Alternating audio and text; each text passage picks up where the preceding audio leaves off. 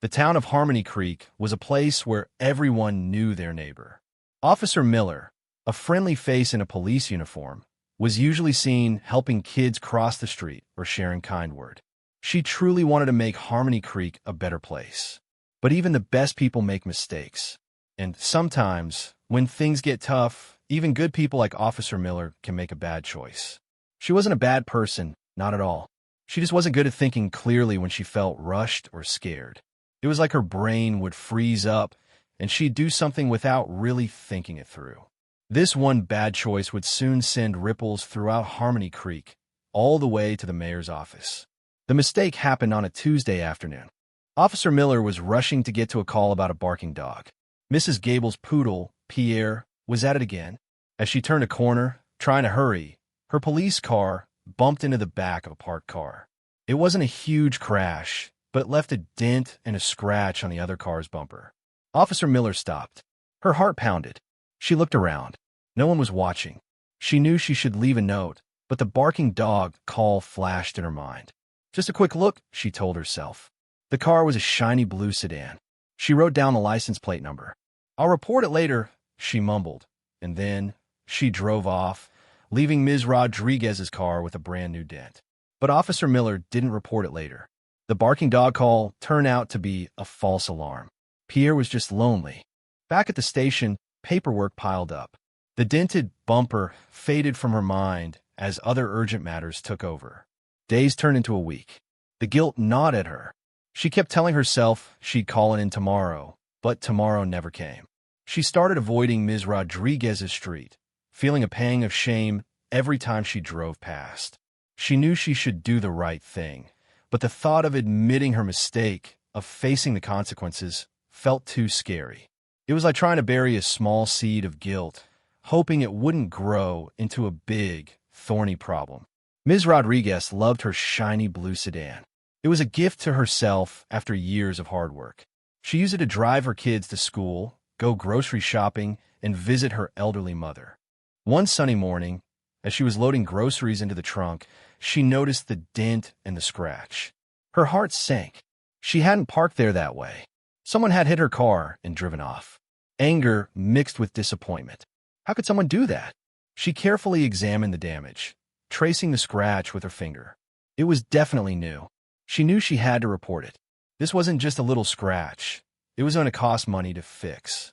Ms. Rodriguez went to the Harmony Creek police station. She spoke to Officer Davis, explaining what had happened. Officer Davis listened carefully, taking notes. He assured her that they would investigate. He filled out a report and promised to look into it. Back in his office, Officer Davis sighed. Hit-and-run cases were common, and often hard to solve. He added it to the pile of open cases. He figured it was probably just some careless driver who wouldn't be found. He made a note to check for any security camera footage in the area, but he didn't hold out much hope. The department was already stretched thin, and a dented bumper wasn't exactly a top priority. It would likely become another file gathering dust. Days later, the police chief, Mr. Harrison, received a call from a local body shop.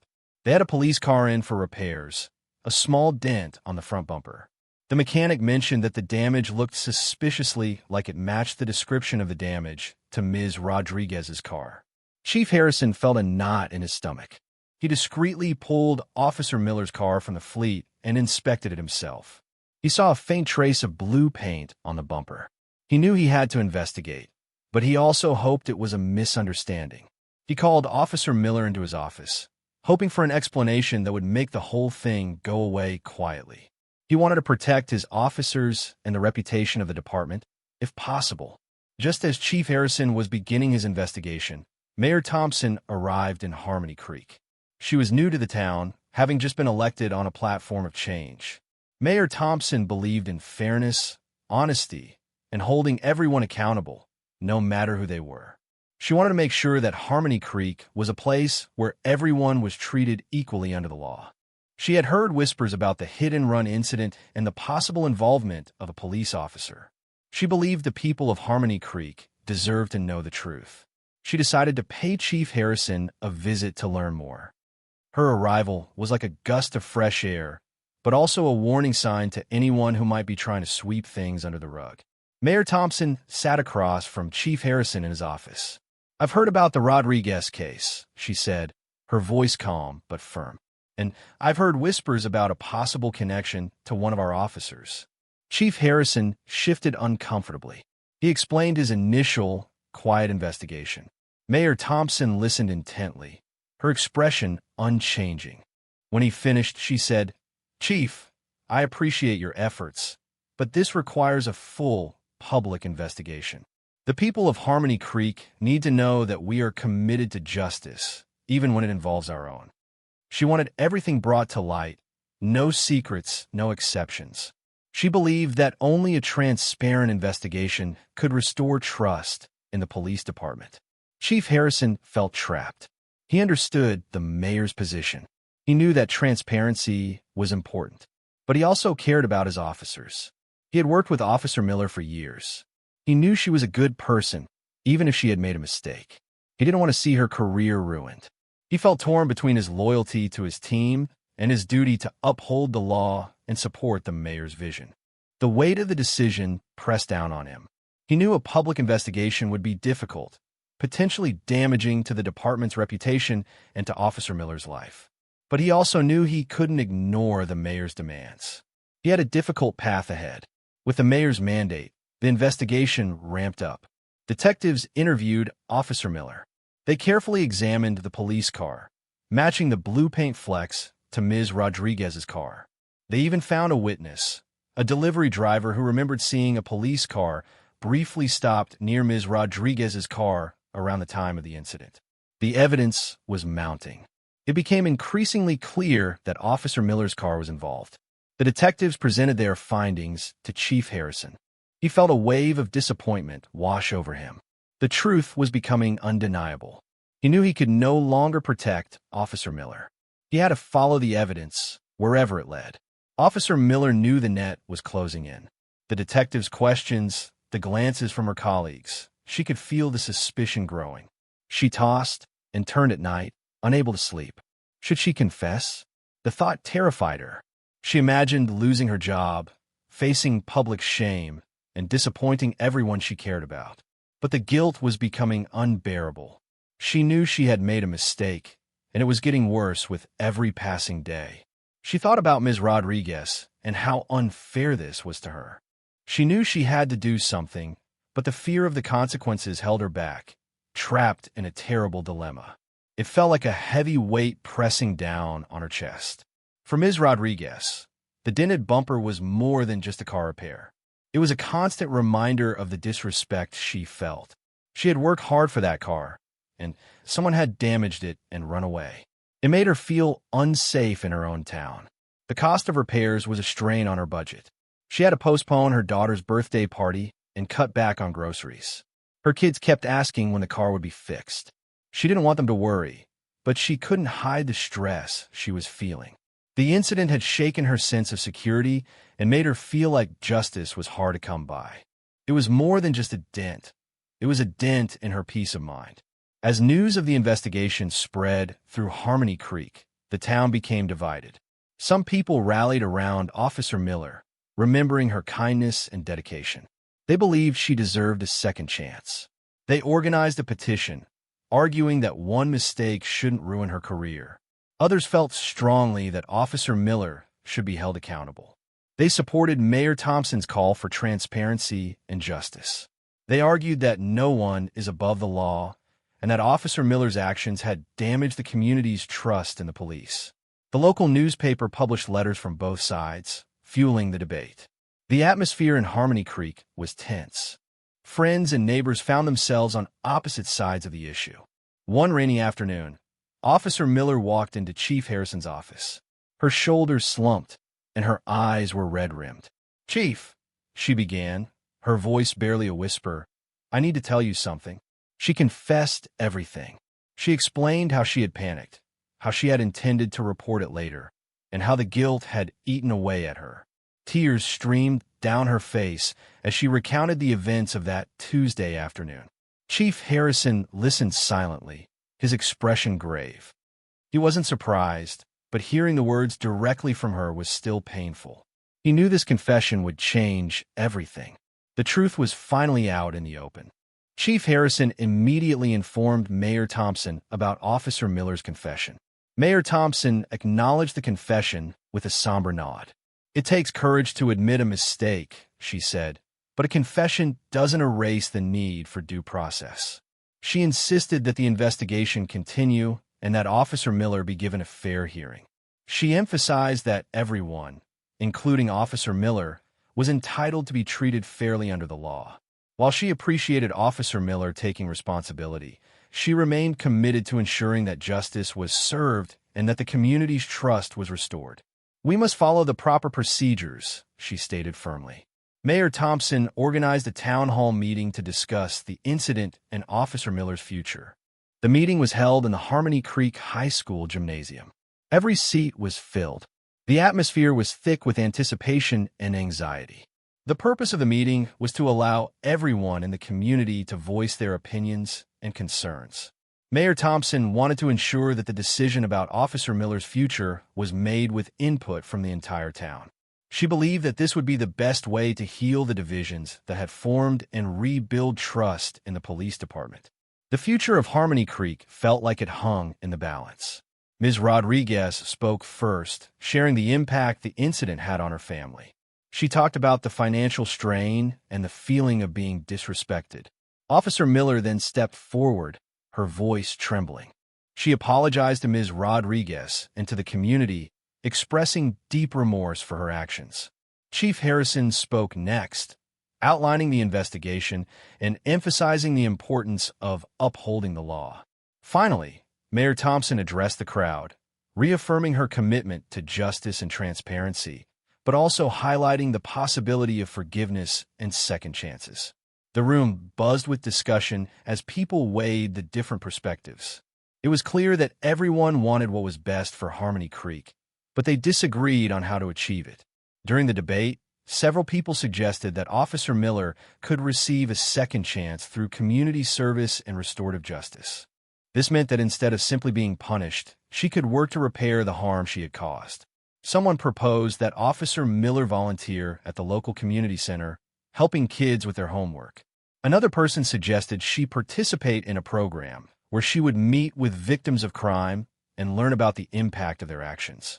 Many felt that this approach would not only hold Officer Miller accountable, but also help her learn from her mistake and become a better officer. It was a chance to turn a negative situation into a positive one, strengthening the community in the process. After careful consideration, a decision was reached. Officer Miller would be suspended without pay for 3 months. During her suspension, she would be required to complete 100 hours of community service at the local community center and participate in additional training on ethical decision-making and conflict resolution. Upon completing these requirements, she would be allowed to return to her duties as a police officer. This outcome was seen as a compromise, balancing accountability with the possibility of rehabilitation. It was a chance for Officer Miller to prove that she had learned from her mistake and was committed to serving the community with integrity. At a small press conference following the decision, Ms. Rodriguez stepped forward. She spoke with grace and compassion. "I forgive Officer Miller," she said, her voice clear and strong. "Everyone makes mistakes. What's important is that we learn from them." Her words had a powerful impact on the community. Her forgiveness helped to heal the divisions that had formed. It showed that even after being wronged, it was possible to move forward with kindness and understanding. She emphasized that holding on to anger and resentment would only hurt everyone in the long run. Her act of forgiveness paved the way for Officer Miller to begin her journey of redemption. Mayor Thompson reflected on the events that had unfolded. She realized that holding people accountable was crucial, but so was offering opportunities for growth and redemption.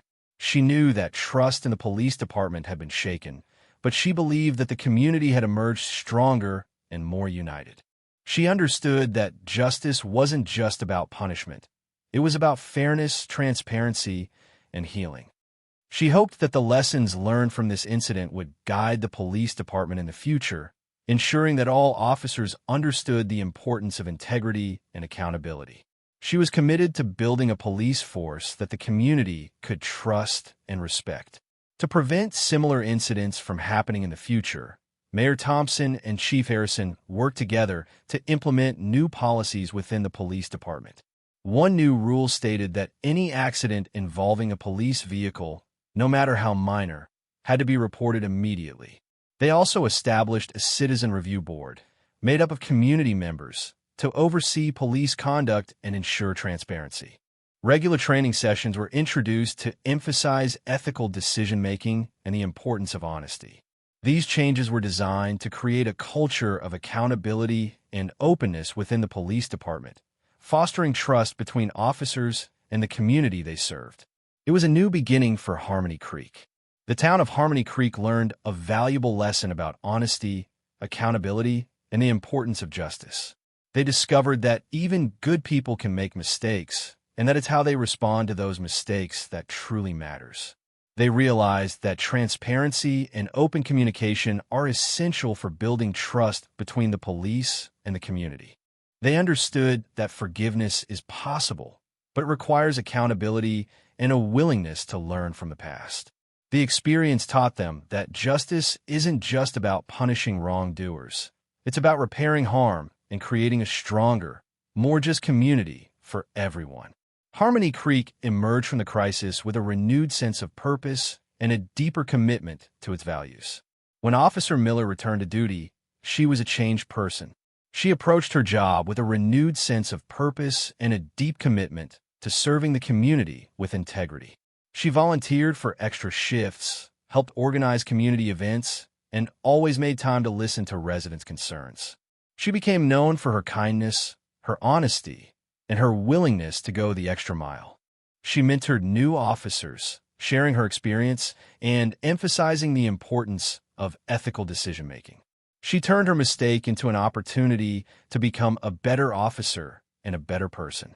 Officer Miller's transformation inspired others and helped to restore trust in the police department. She was a true example of redemption. In the end, the incident, despite its initial divisiveness, ultimately strengthened the bond between the police and the community. The open investigation, the town hall meeting, and the commitment to transparency had fostered a sense of shared responsibility. Residents felt that their voices had been heard and that the police were truly accountable to them. The new policies within the police department created a culture of openness and honesty, making officers more approachable and trustworthy. Harmony Creek became a model for other towns, demonstrating how a crisis could be turned into an opportunity for growth and positive change. The town learned that working together with honesty and compassion could make their community even stronger. The story of Harmony Creek reminds us of the power of justice and forgiveness in building a better community. It shows that even when mistakes are made and trust is broken, it is possible to heal and move forward. By embracing honesty, accountability, and transparency, communities can create a culture of respect and understanding. By offering opportunities for redemption and practicing forgiveness, they can strengthen the bonds that hold them together.